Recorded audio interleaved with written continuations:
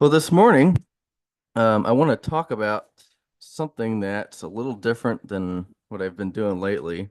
Actually, first though, current events. This Assad regime in Syria was just overthrown. I think it was late last night. I saw the news, and that's got some big implications for a lot of things in the area. I mean, basically, Russia and Iran's friend slash puppet regime is now ousted, and all these Syrian rebel regimes, they were united against the Assad regime, but now they're out. Most likely, what we're going to see is them turn on each other to see who's actually going to rule Syria. But there's a lot of big things going on with that. I need to put out a prophecy letter on it. But I find especially lately, I've been doing a lot of things on, what's the word? More study kind of informational things, and not as exhortive. I try to work lessons and things into the different subjects. But this morning I want to talk about something that I've personally needed to look at for a long, long time, but I've only recently been able to actually look at correctly. And we're going to be talking about jobs and adulthood, specifically, you know, our jobs and our careers, do they actually matter? Does it matter what we do, and specifically how we go about those things, and how they impact us? Now, raise a hand. I can't see St. Louis right now, but raise your hand if you want to work. Like if you love your job enough that if you didn't get paid for it, you'd still find time to do it. Raise your hand. You do it for free. Well, I mean, it's good that you enjoy it. Yeah. I mean, I enjoy elements of what I do too, and and not just the lifestyle that it provides, but like the thing itself. Like you get like I want to do this kind of thing. And there's some people out there that do what they love. You always heard if you love what you do, you never work a day in your life, and I can kind of elements of that. But I think we all know that there are certainly days where like if it'd be nice if I just didn't have to work for the next 40, 50 years and just because you can still do things you want to, but you don't have to. Um, but there's usually a million other things we would rather do. And that's why one reason that we're going to be talking about this today. And that doesn't mean that when I'm done talking that you're just going to love your job. But I think hopefully our perspective on it will change because I think we tend to view things, specifically this subject, like working and just careers in the wrong light. And it's usually in an overwhelmingly negative one. We don't really want to work. And maybe part of the reason is because we have to, and therefore we don't want to. I think, tend to complain about having to do so. And it not only harms our motivation and just overall happiness, but it can affect our spiritual lives too. Um, it's something that we spend so much time doing, and it impacts so many parts of our lives that we really should give time and energy to seeing it correctly and profitably, and particularly as servants of the Lord. It's I think we can tend to neglect the spiritual aspect of it out of any aspects of life. I think this gets neglected the most. And it's therefore for both temporal and for spiritual reasons I want to look at this. And I haven't really heard many talks on jobs and careers before. I think I can think of two. And it's kind of ironic given that we spend the majority of our lives doing this, and they do have such a profound impact on us. Because if you've ever had a job that you've hated, you know that it affects you beyond your 9 to 5 shift. Now, Harry J's worst job of my life. I mean, I was there a month and a half cleaning horrible dishes, and it was terrible. But if I knew I had to work that day, everything was bad. I mean, I literally dreamt that I was washing dishes, and so I couldn't even sleep good. So, it affects everything. Um, and these also tend to present, at least sometimes, I think, the greatest spiritual challenges for us because we're forced to be out in the world amongst people who have different belief systems and values. So, but the few talks I have heard on this, they've been good, and the message has basically been, we're to do all things unto the Lord. That includes our jobs, and we need to do our jobs knowing that God is our true boss. Yeah, that is 100% spot on. I think we really need to drill that into our brains. But there's more of a why to this answer, and which is why it's the correct answer, that's not explored, or at least I haven't heard it explored. Um, and we're basically left then with the message of, it's something you have to do, so you might as well do it really well unto God. But I think it's the why that makes things click in our minds, and that it's the why that gives us the motivation to do things and actually start changing our expected or perspective instead of just kind of drudging forward, going through the grind of life, as they call it. So we're going to look at a few basic things, namely how we tend to view our occupations, how we view ourselves in those roles, and how we should view those in light of the big picture, and specifically some things I think we can do moving forward. And this is for everyone. I mean, particularly any of us, any of the kids around here that are just entering the workforce or they haven't yet and they will eventually. Um, Definitely, please pay careful attention to these things because it's going to have a big impact on you and can really determine whether it's a happy life or an unhappy life. But for those who have been in the workforce for a long time, it might take a little bit more effort and it might be a little bit more difficult to make changes just because when we're used to doing things a certain way, the longer we do it that way, the harder it is to change. But if we can view our time at work in the right light, I think there's only everything to be gained. So, with that, I want to look at how we view our jobs. And like I mentioned before, I don't have any PowerPoint, so you're just gonna have to look at me. But I don't think this really needs it, thankfully. Now, this sounds cliche, because I think it's cliche, but it's a fact that perspective changes everything. If we view something as important and profitable, then we're okay. I'm going to give my time, my energy, and my effort to it. But if we don't see any value or purpose in it, we're not going to do it. Or if we do, it's going to be grudgingly and very poorly done. So when I would hear this, perspective is everything, basically, I would think, that's just a cheap way of saying live with it and choose to be happy. And actually, that's kind of what it is. But I didn't realize the amount of control we actually have over our own happiness. Um, we can actually choose to be happy, and if not be happy, at least not see things, or at least see things in a better light. And it's it's difficult to do because at least personally speaking, usually when I'm unhappy with something, I kind of subconsciously want to remain unhappy with it. Very recent example is Katie and I tried having a date night a couple weeks ago. Mom and Dad were gonna watch both the girls, so we're like, we're just gonna go home, watch a movie, and go to bed at like 8 o'clock or something. So we went out, we got coffee. It was about 3 hours later. And we kind of figured it would happen this way. But about 3 hours later, my dad calls us and said, Eleanor has been screaming since we picked her up. I mean, 3 or 4 hours, she's just been screaming nonstop. So they kept Everly, but we went and got Eleanor, drove her back to the house, and we're both frustrated. I mean, there's nothing you can do about it. It is what it is. But we were looking forward to this. But Eleanor cried so much that as soon as we got her in the car to take her home, she fell asleep in the car on the way home. And we got inside and she stayed asleep for like until Katie woke her up. So we brought her in and we just put her in another room. It was basically our date night. I didn't. We were kind of worrying that she was going to wake up, but she didn't.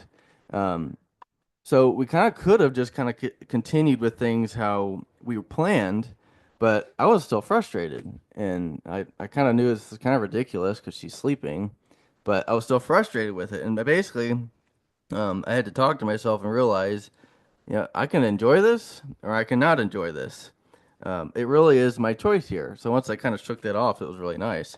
But we are the ones who control how much we let things affect us, and it can be difficult, and it's something that we have to learn. But it is an ability that we have, and it's the same thing that Paul says. If you flip over to Philippians 4, verse 11, um, it's a little different subject here, kind of. But it's the same principle. So Philippians 4 verse 11, and it's really easy to put control into other people's hands. Like, well, they did this, and therefore I'm unhappy. It's like, okay, well, why are we given? that situation or that person that much control over us? Why are we letting other things or other people dictate how happy or unhappy we are? So it's Philippians 4 verse 11. It says, oh wait, did I say 11? Yeah. Not that I speak in respect of one, for I have learned in whatsoever state I am therewith to be content. So Paul, who's talked about being stoned and beaten and cast out, all these terrible things, times where he has plenty, times I would say most of the time he has very little, but he's learned in all those things to be content. So he's determining his state of mind, and we can do the same exact thing. You just have to know you can and learn how to do it. And honestly, when I think of it myself, the element of pride, I don't even know how to describe it, but it's like, I deserve to be angry at this. But we're only harming ourselves when we do that. So um, if we see value in something, we're willing to put effort toward it. But what's unique about our jobs is I think we all recognize that they are important and they're necessary, but we see them that way, but we don't see them this way in a way that produces this dedication of energy and effort. Like, yeah, that's important, but we're not really going to apply ourselves to it, or we're going to do it kind of half-heartedly, and kind of proceed in a pessimistic way. It's like eating vegetables. Like, I can't stand vegetables. I'll eat broccoli, I'll eat a couple things, but you can guarantee I'm going to eat it first. I'm going to chew it as little as possible, and it's going to be gone before you blink. Um, but I do it because I know I should, and I should. I mean, some of it's flavor. You don't like the flavor of some things. You can't change that. Now, if you put enough salt and pepper and cheese on it, I think it works good. But that's perspective. Um, but in regards to work, when I'm looking at myself, I find that I think this way because I recognize that working is a necessary and important thing for our current existence. But I tend to think of its relevance only that far. I give very little, if any, relevance to our eternal hope, and that working is really just something that we have to do to get us by until Christ returns. And after Christ returns, kind of working as we know it is gone. Um, Now there are some elements of truth in that, but and it does help us ensure, I think, that the truth is the ruling authority in our lives, but it is overlooking some very important facts that are revealed by God in scriptures about our occupations, and so we're gonna look at those shortly. But one last thing before we move on, it's interesting that even though we know that everybody will spend the majority of their lives working, we tend to be taught that the best part of our lives are the carefree years of our childhood, and that once we grow up, all of these things are basically, it's over. Like the rest of our lives are just responsibility and inconvenience. Um, I mean, no, I mean, seriously, if I could be a kid, it'd be great. But I think when we teach it like that, and we'll talk about this kind of towards the end, adulthood is painted overwhelmingly in a bad light a lot of times, and it's almost not consciously done so, but it's taught us something to fear as a result of that. Like, enjoy it now, because once you start this, your life's gonna stink. But because if that's what you expect, then that's what's gonna happen. I mean, I was taught in high school, once you get in college, man, the professors are gonna be hard. You're gonna be struggling. College was the easiest thing in my life, like, or at least what I went through. I mean, professors didn't really care as much about some things, but I was led to believe it was going to be one thing. So I went into it and I was nervous. And it took a while for me to learn, okay, that just because they had that experience, but it doesn't mean that has to be mine. And this really isn't that bad. Now, that being said, there are definitely some not so pleasant things about adulthood, but the same is also true of childhood. Like, I am so glad I don't have teeth falling on my head anymore. Like, that's terrible when I think about it. I mean, you're a loose tooth. I don't know how we're gonna get them out of Everly's head. Might have to have Katie do it, but um, the point is, I guess later on I'll have my teeth falling out again. But the point is that how we view our jobs in adulthood, or because of that, we have just all these people all over the world that are unhappy with their life because they feel like the best part of it's already over. They had to grow up and work and instead of their childhoods actually preparing them for adulthood, which is what parents are supposed to do. A lot of people are taught to fear it, and they're not. specifically trying to teach that, but that's the result of what's how it's talked about. Um, I think it's here that we see another reason to reevaluate our view on working because our view not only determines our experiences with it, but the experiences our children have with it and people around us. So, if our children only hear us complaining about working, then they're going to dread the day that they have to go to work, and they're going to have to, just because that's how things are. And working from home, it's something that um, I have to think about because I'll come out, use the bathroom or get some water or something like that, and everybody wants to play. And obviously, I would rather play than go call people or work on different things. But I try to be conscientious to where she doesn't feel like, oh, sorry, oh, I have to go do this kind of thing, where she knows, yeah, it's something that I need to do, but I'm not painting it. I'm trying not to paint it in a bad light because someday she's going to have to do it as well. Now, for the big picture, let's see how our jobs fit into the grand scheme of things. Because I've sometimes found myself making the mistake of thinking, not really consciously, but sort of subconsciously, and realizing, looking back, that this was the problem that mostly reading and studying, things like that, that's kind of serving God. Whereas when I have to go to work, because I get up early before the kids wake up to read and stuff, but then eventually comes a time where I have to stop and start working on things. And sometimes I'll extend it a little bit because, like, well, this is more important, of course. Um, but kind of that work didn't really matter too much. And that's just the wrong way of looking at it. And not only did it make me dislike working and kind of make it lose any higher purpose, but I wasn't really doing as good of a job as I should have been. I looked at my workday as something that I just got to get through as fast as I can, or as easy as possible, in order to get back to living my life and serving how I feel is profitable. And it's kind of pharisaical when you think about it. But I was doing the daily readings one day. I don't get to do them every day, or you say get. Sometimes I can't. Sometimes I don't, I guess. But um, came upon a verse that opened my eyes to how I should see this and how working fits into God's plan. So if you turn over to First Timothy 5, this is actually what made me want to kind of look at this more closely and speak on this. Um, Kind of one of those eye-opening, kind of click in your head things. First Timothy 5, I'm going the wrong way. Read verse 8.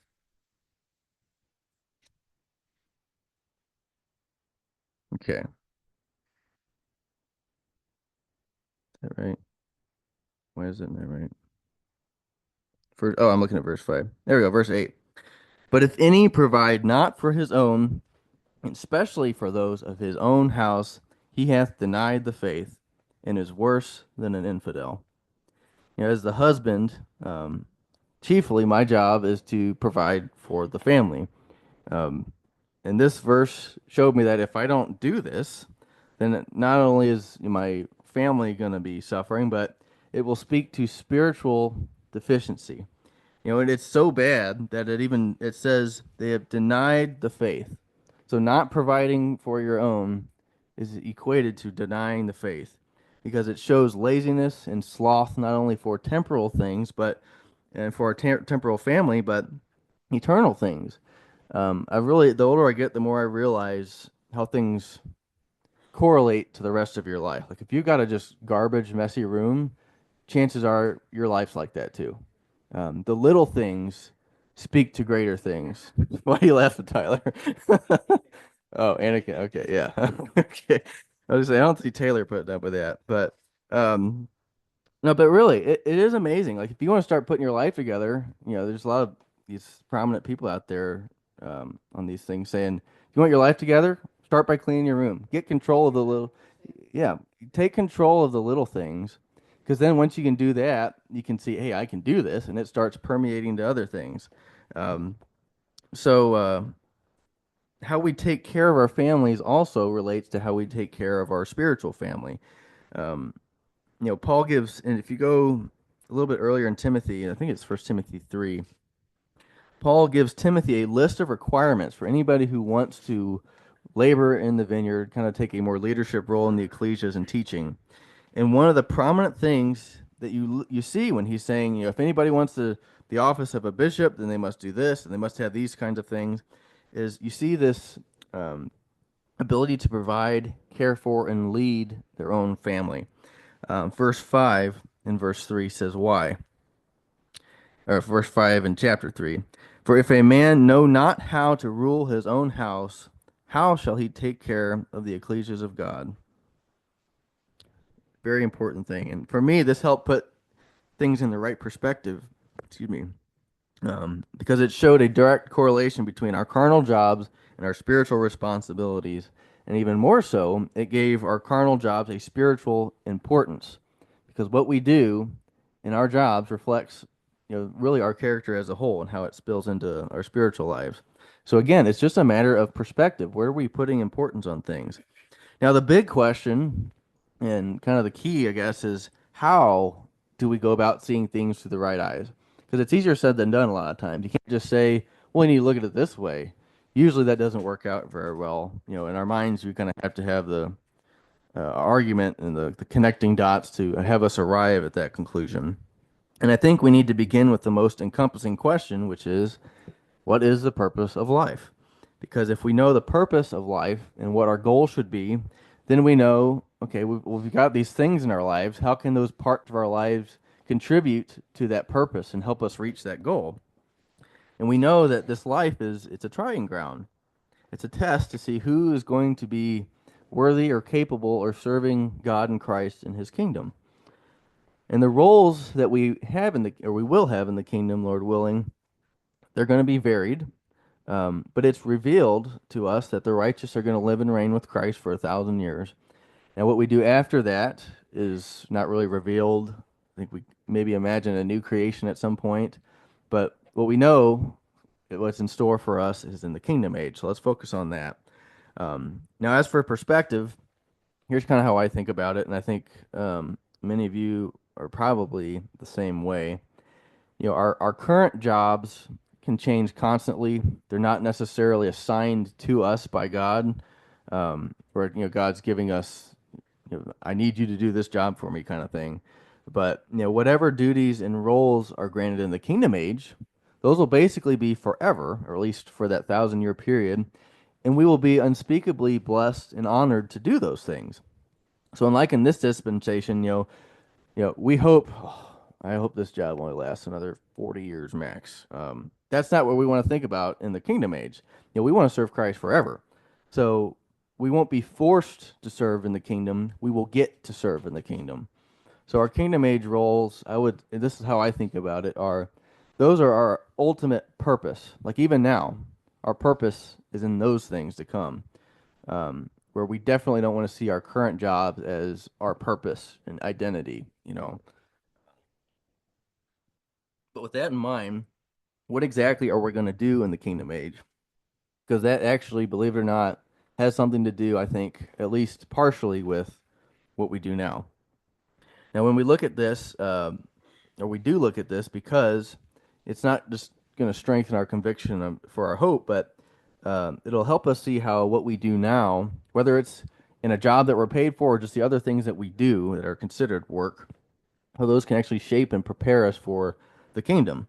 Now, we're not going to look up all the passages on this for time's sake, but as far as what the saints, we're told the saints are going to do, obviously, one of the first things is to help Christ conquer the earth, to rule it in justice. We're taught that we will teach and instruct the nations. We're going to act as judges, as governors, and we're also told that the mortality rate will go sharply down.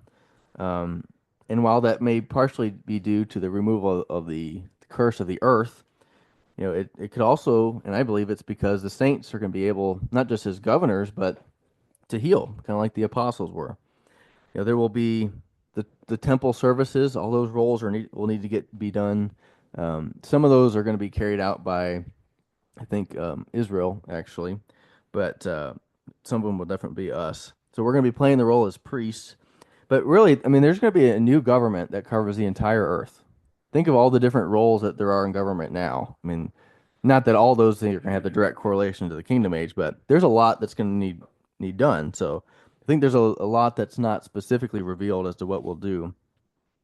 And as far as the mortals, there's going to be mortals who have to come up from year to year, month to month, and week to week to worship and learn, and they've got to have something to do.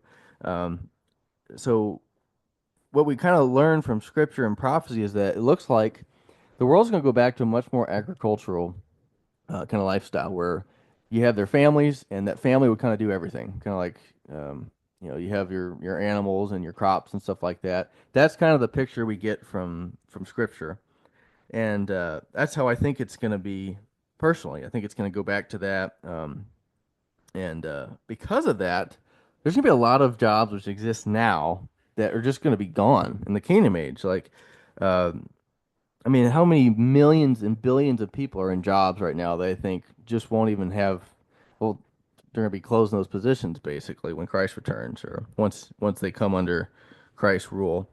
Just the medical industry alone in the US, that industry is worth $808 billion dollars. Over the entire earth, it is worth around $12 trillion dollars. And it's arguably the most necessary and universal industry because everybody needs healthcare. But we believe this is going to be done by the saints. So this industry is going to virtually disappear. I mean, a $12 trillion industry is not going to be existent really anymore. No, I mean, there might be accidents where people are plowing their fields and somebody cuts an arm or something like that and they need healing, but um, it's going to be the saints that do this.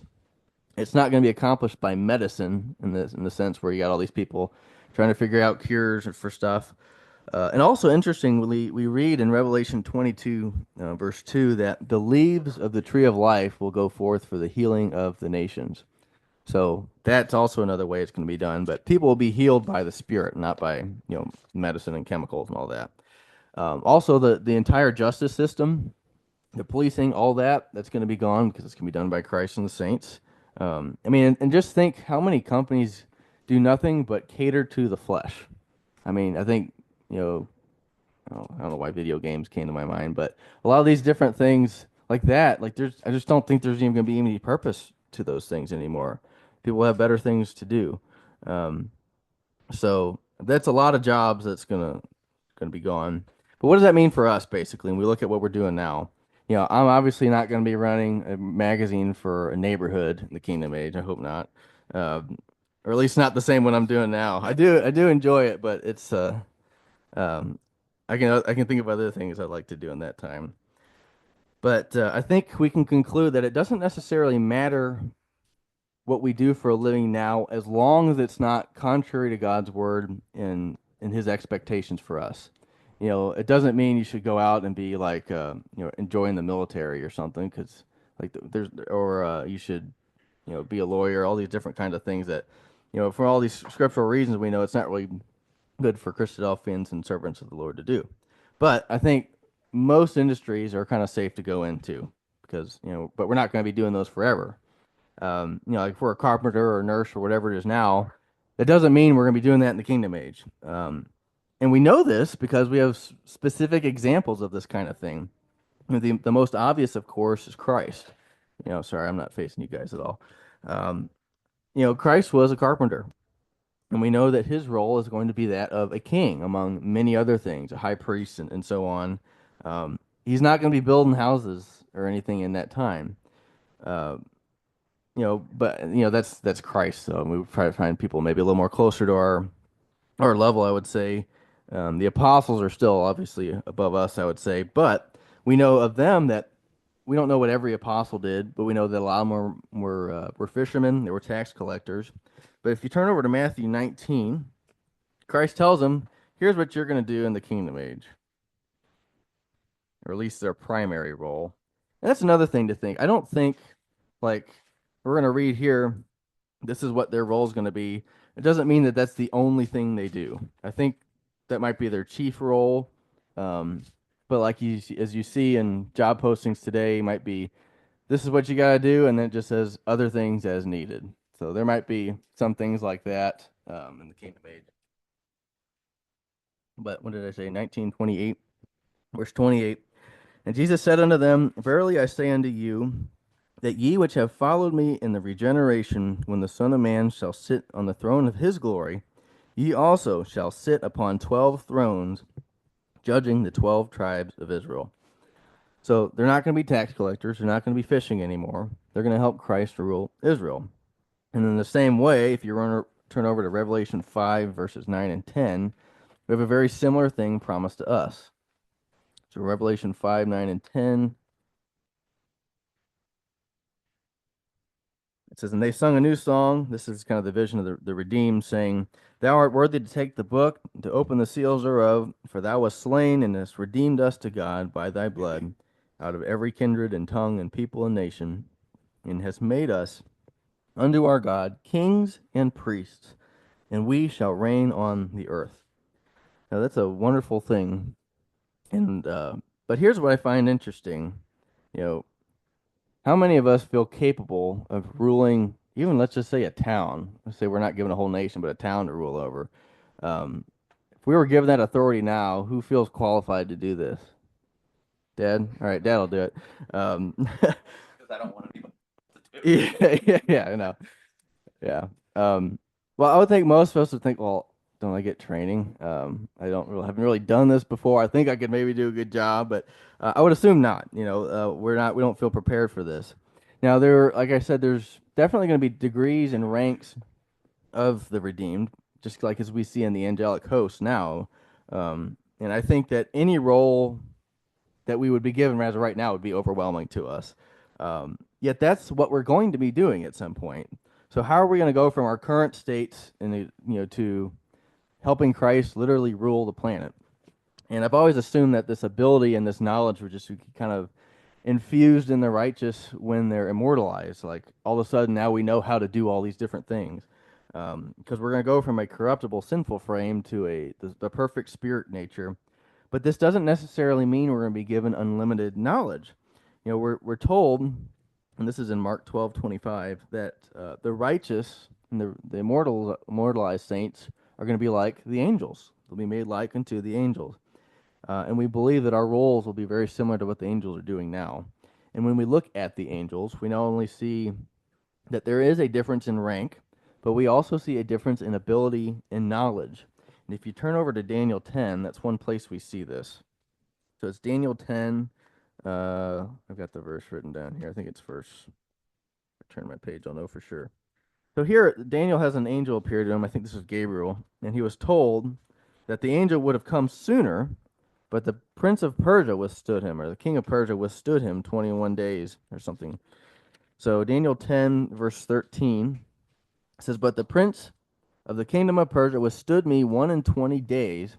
But lo, Michael, one of the chief princes, came to help me, and I remained there with the kings of Persia. So this angel is immortal. They have the spirit nature, but we see that he was delayed.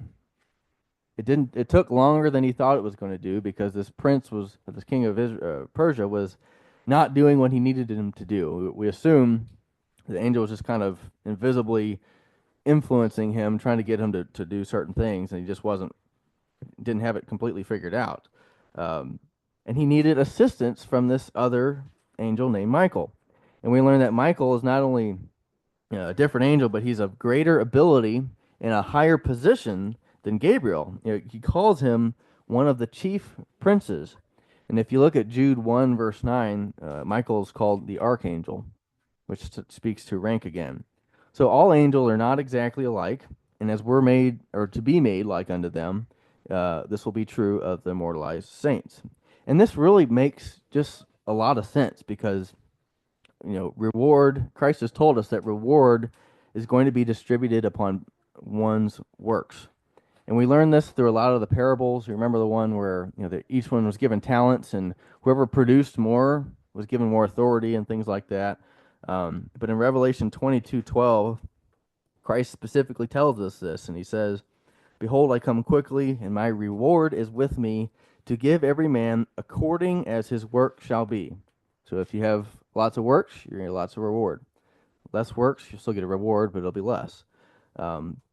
So, why are we talking about this? What's the point of all this?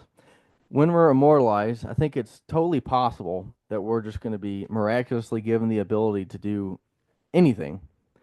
But I think it seems to me, and it appears that the nature of the roles we are assigned would not only be kind of based upon our faithfulness, but also what our strengths are.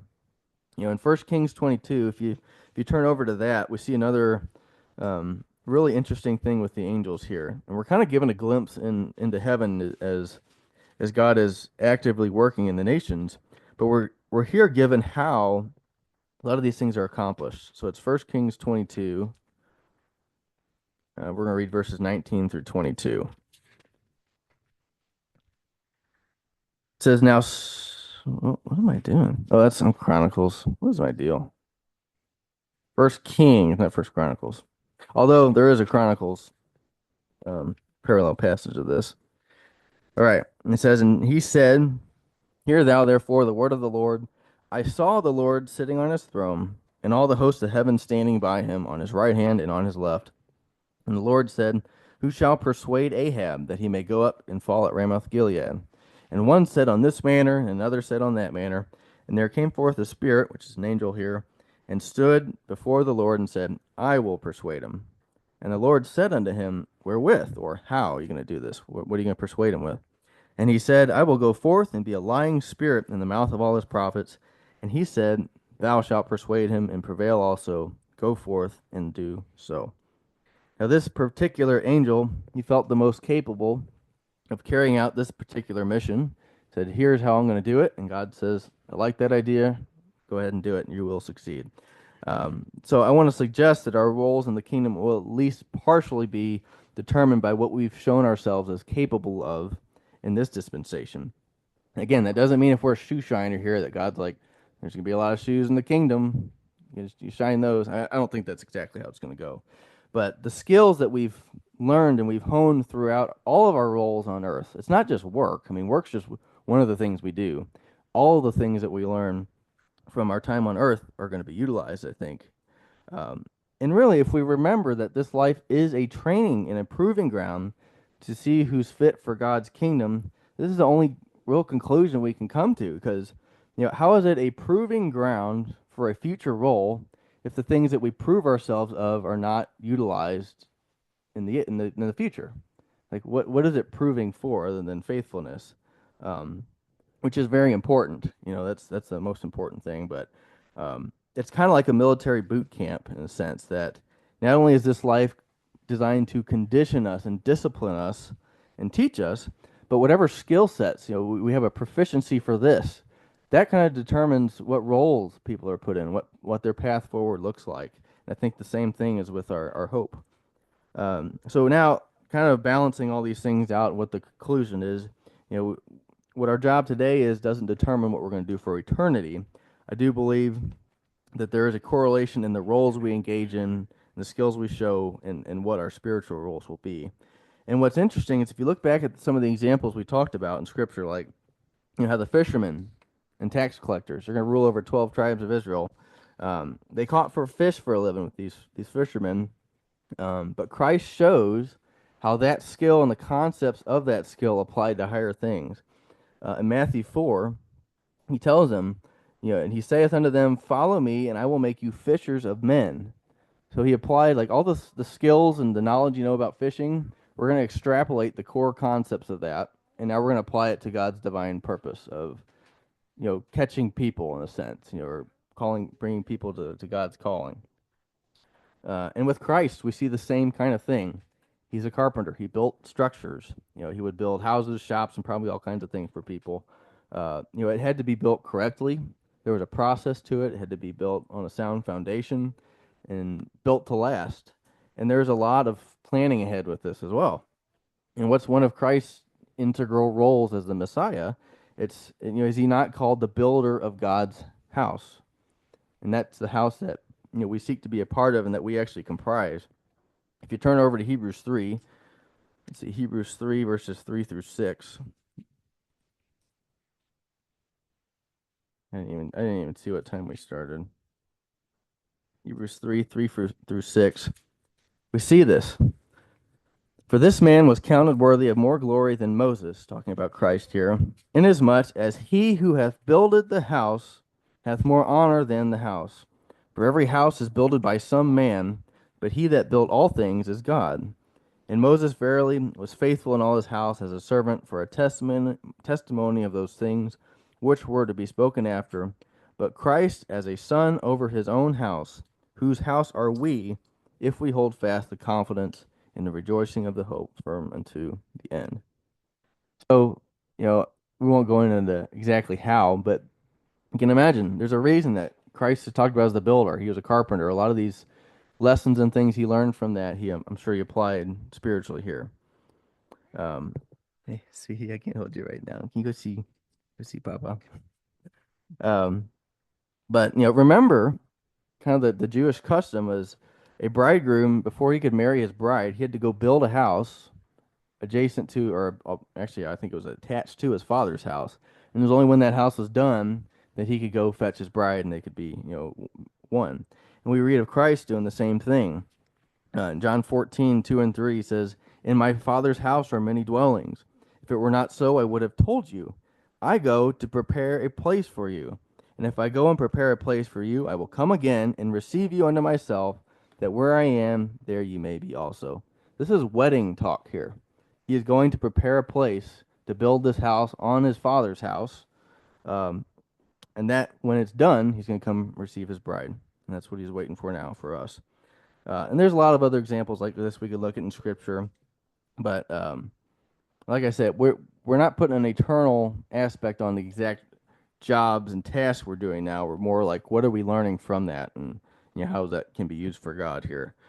So our jobs are definitely not to be viewed as pointless or near pointless, and these examples show us that whatever lessons we learn from that, that's what we need to, and the character refining that just working can do for us. That's what we need to be looking at. Um, so, trying to think if I want to try to skip stuff or not. I don't know what time we started, but there's a lot of benefit to this because it not only gives us a spiritual reason to not lament the fact that we have to work, but it really does make our working time part of our service to God because everything we do should be to God. Um, and I think in my mind, I tended to kind of just put working in its own category all by itself, and I think that's wrong to do. Now, as far as being part of our service to God, um, I mentioned how a lot of these things just kind of got in my way of thinking it's getting in my way of serving, but I think it's the opposite. That's the case. When we're at our jobs, that's when we have probably the most opportunity to practice the things we learn, and be lights in the world. 'Cause, I mean, honestly, that's when we spend the majority of time in the world. But nevertheless, the pressure of the world can impact us, and sometimes to the degree that our work self and our non-work self are two very different people, who often serve two very different masters. And I think we can separate our job self from our personal self. I don't think we do it intentionally.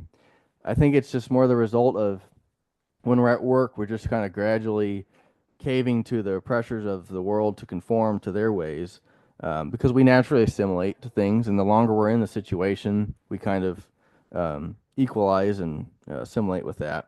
But I mean, we can act like two completely different people when we're at work and when we're at home.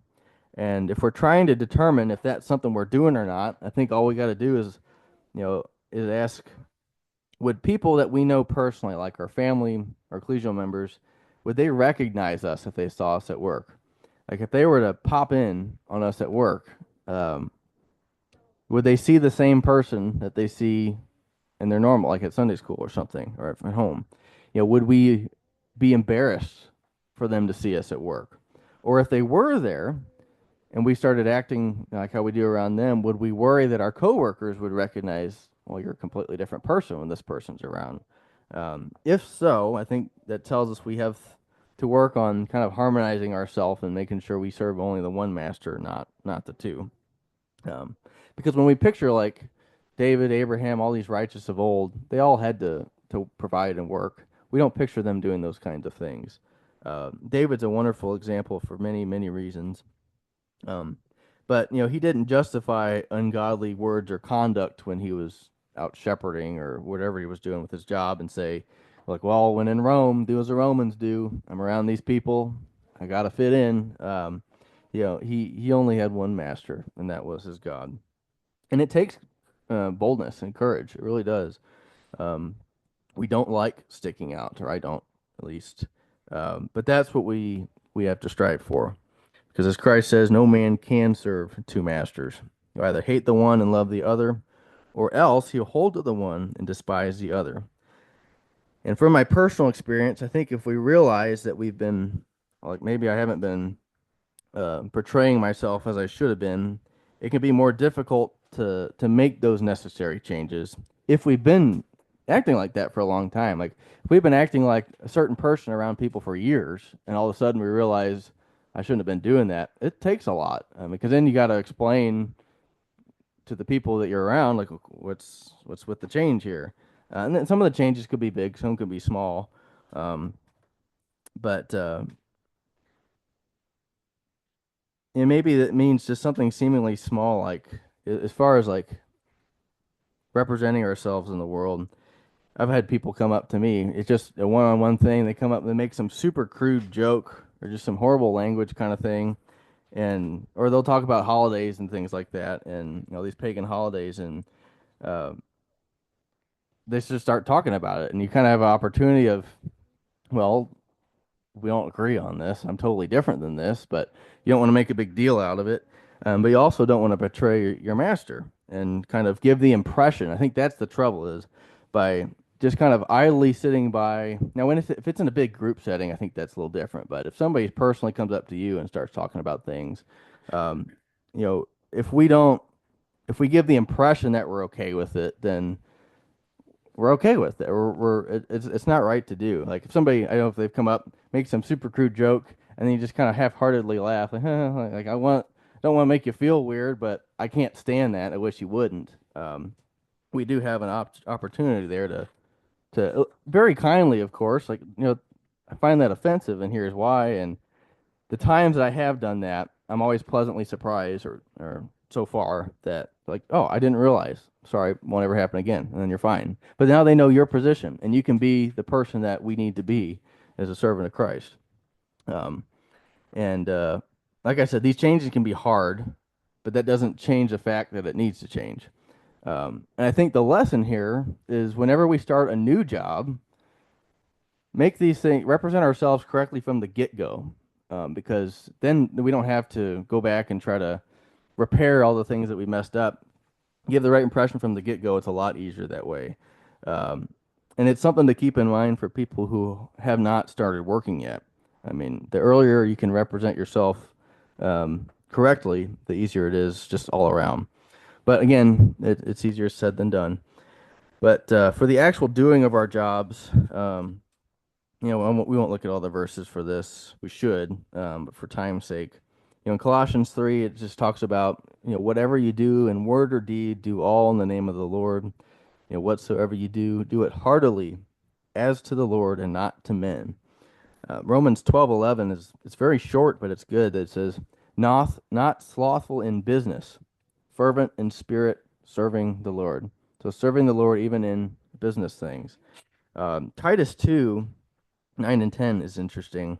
It says, exhort servants to be obedient to their masters, to please them well with all things, not answering again, not purloining, but showing all good fidelity, that they may adorn the doctrine of our God, our Savior in all things. And that's important because it says why. Don't be lazy, don't be slothful, represent your well, that they may adorn the doctrine of God in us. So they see there's something different about this person. This person knows they're looking for better things on the earth. They're waiting for Christ to come back. Um, you know, uh, Trying to think if I need to cut things or not. Turn over to Ephesians 6, because I think this is such an important subject. I would rather go a little long, and then you guys hate me for going long, than miss out on imparting some of these things that have helped me so much. Ephesians 6, verses 5 through 9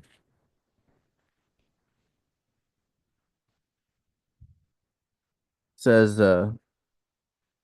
servants, be obedient to them that are your masters according to the flesh, with fear and trembling, in singleness of your heart as unto Christ, not with eye service as men pleasers, but as the servants of Christ, doing the will of God from the heart.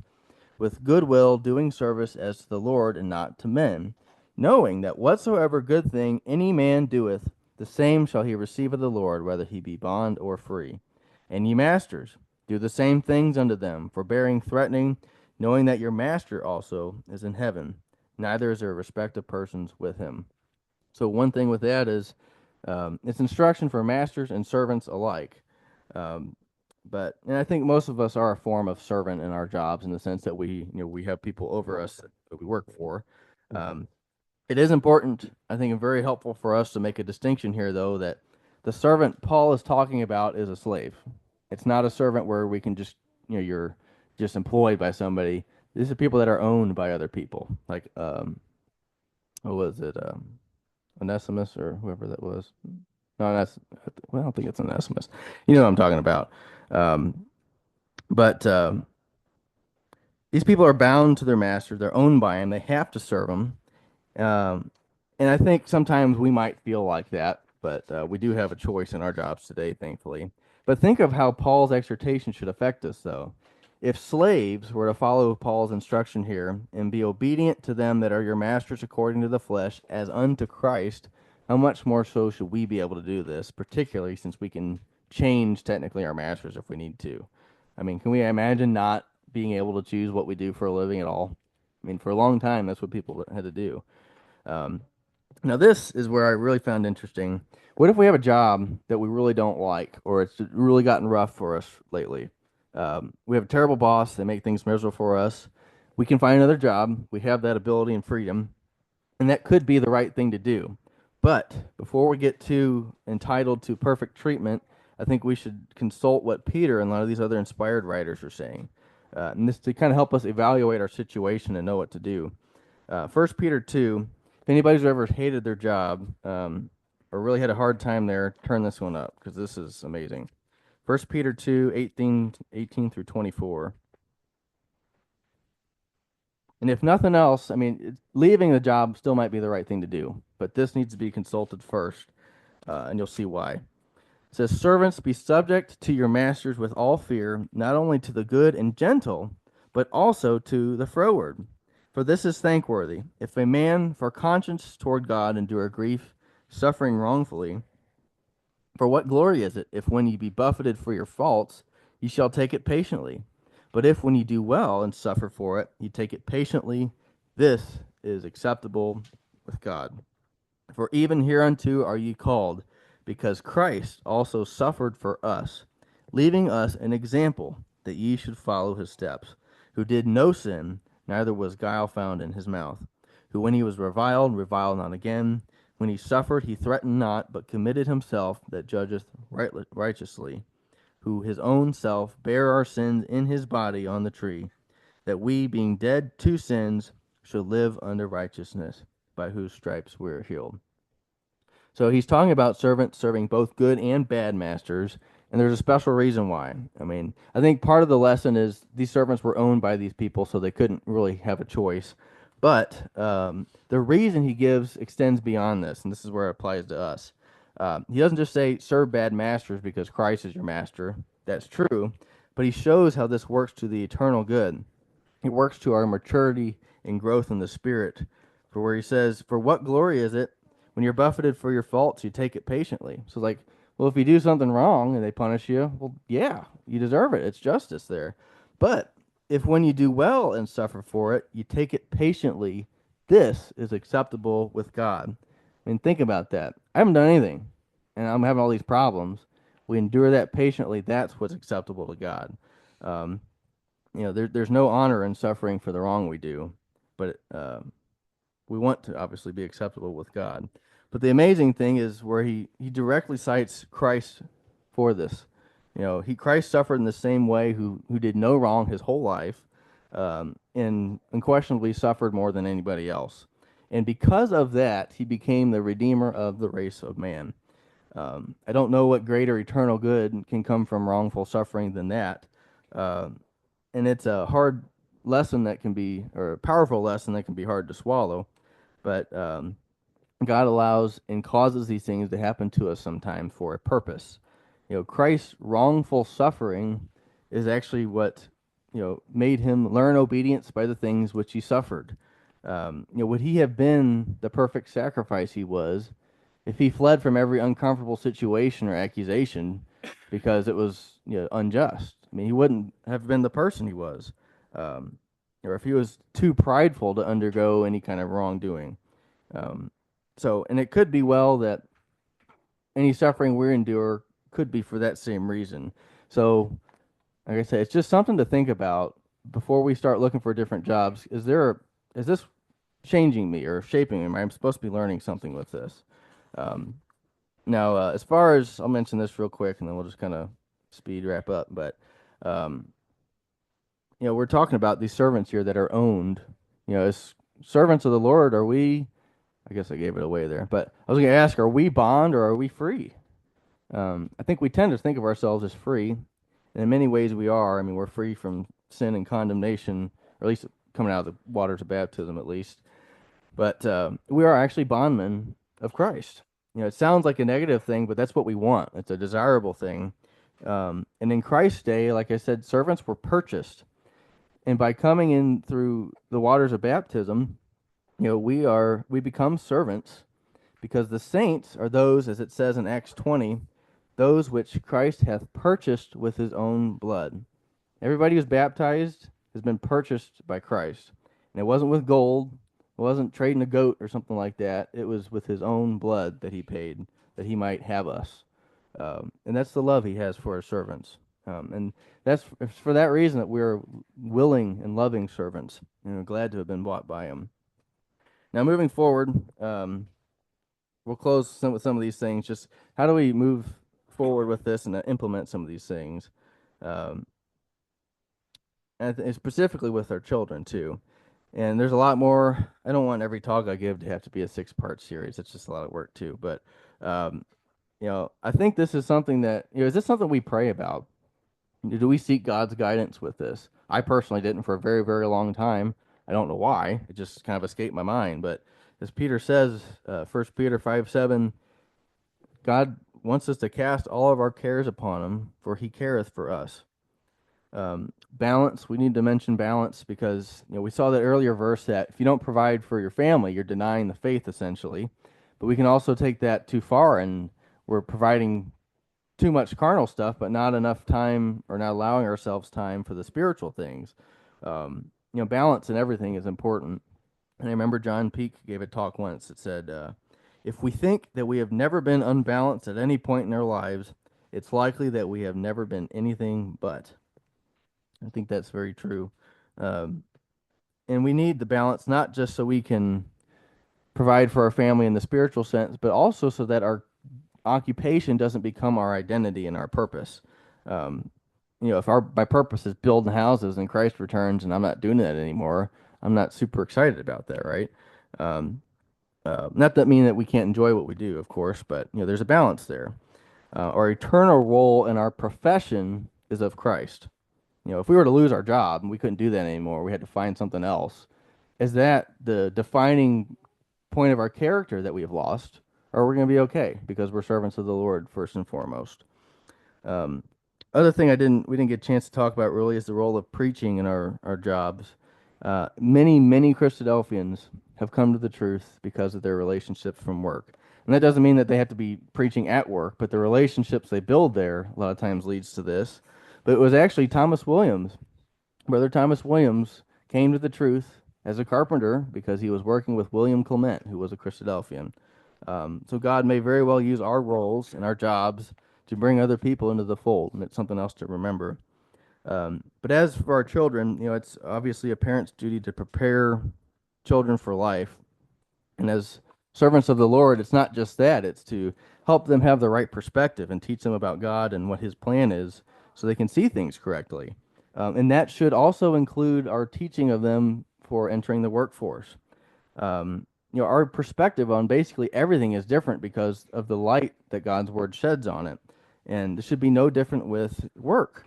We need to teach them about entering the workforce in its scriptural light, because we don't want them to dread that time where they're looking at their childhood as just a ticking to the end of their happiness. Instead of we should kind of incorporate and integrate this into their teaching early on so they see it as profitable. Um, and instead of, basically, if we tell them enjoy these years because once it's gone, you're just your happiness. You're not gonna be able to do anything you want to do. Then we're again teaching them to kind of fear it, and it just doesn't work good. And not that that's irreparable damage. They can figure it out later, but it's going to take some time for them to kind of work through it for themselves. But the underlying message shouldn't be one of warning. It's more of advice of you're going to grow and mature. Your likes and your tastes and your responsibilities. As you grow as a person, so will your responsibilities and your capacity for that. Where it's kind of focusing the good light on things. Instead of you won't be able to do this anymore, it's you'll get to. Like I can buy hunting clothes. I can take my family on a vacation. I mean, all the things that kids would love to do that only adults can do. So just focusing on those things. I think it's important to not grumble and all these different things that we just do without thinking about, but our kids see that and they learn from that. Um, and kind of incorporating like Everly's got this little broom. She was so cute the other day sweeping and she helps us with laundry. And Katie took her to this big thing in Springfield where they got all kinds of toys all over the place. Everly was playing with the babies and with the sinks and dish and the all that kind of stuff. So, but that's, I mean, I think it'll be good. At least as of right now, she'll get older and like that's just something you do. We can choose to find enjoyment and satisfaction in that. I hate stepping on things and it's sticking to my foot. But if you sweep, you don't have to worry about that. So there's kind of the perspective there. But final thought: we're not going to do anything perfectly, of course, either for ourselves or for our kids. But I think knowing this is what we should strive for, instead of just kind of aimlessly grudging through life. If we know it, if we have this beacon to direct ourselves towards, at the end we'll be closer to it than had we just gone by our own ways. Because it says in Jeremiah 10:3, I know that the way of man is not in himself, it is not in man that walketh to direct his steps.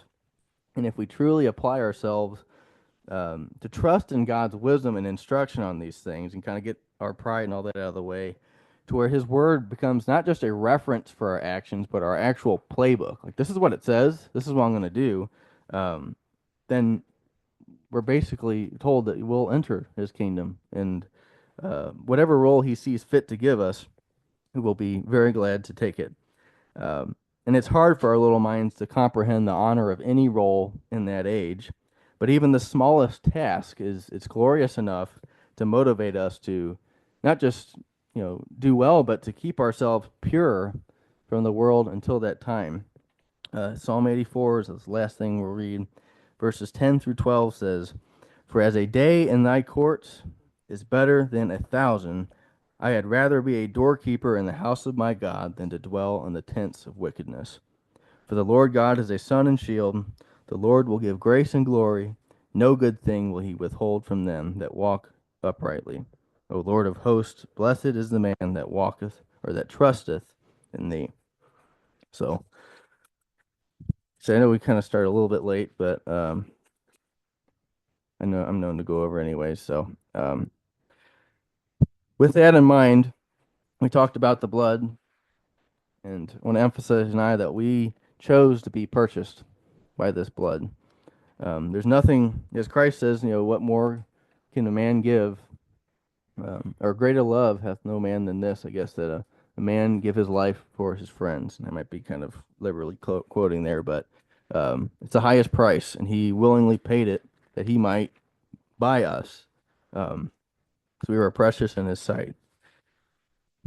And with that, we turn to these emblems to represent this and to remember not only what he went through so that he might purchase us and have life himself, but to recommit and re-strengthen ourselves for the coming week. So we'll read from 1 Corinthians 11. It says, For as often as ye eat this bread and drink this cup, ye do show the Lord's death till he come. Wherefore whosoever shall eat this bread and drink this cup of the Lord unworthily shall be guilty of the body and blood of the Lord. Let a man examine himself, and so let him eat of that bread and drink of that cup. For he that eateth and drinketh unworthily eateth and drinketh damnation to himself, not discerning the Lord's body. For the and then as I know in St. Louis, as we do here, we break bread exclusively on the principles outlined in the Christadelphian Unamended Statement of Faith, and anybody who endorses and faithfully follow these positions, we welcome to the table.